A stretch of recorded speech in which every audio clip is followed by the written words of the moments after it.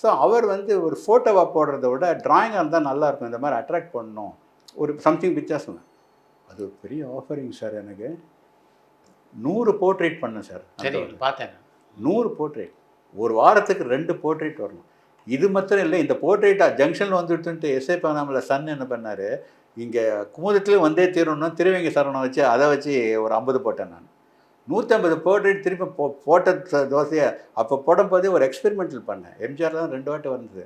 அதே ஸ்டில்ல வேறு மாதிரி ஸ்டைல் ஒர்க் பண்ணி காமிச்சேன்.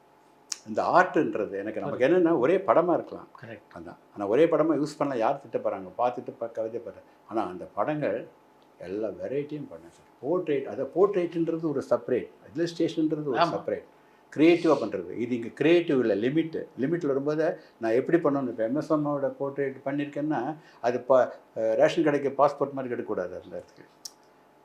பட் அந்த எக்ஸ்டசிவ் ஃபார்ம், அந்த அவங்க மியூசிக்கில் கரைஞ்சவங்க அப்படின்றத நான் காமிக்கணும். அதுக்கு இன்னொருத்தர் ஃபோட்டோ வச்சு தான் பண்ணேன். I should the credit goes to that person தான். நான் ஏன்னா அதை பார்த்து தான் நான் ஒர்க் பண்ணேன், நான் அதில் சந்தேகமே இல்லை.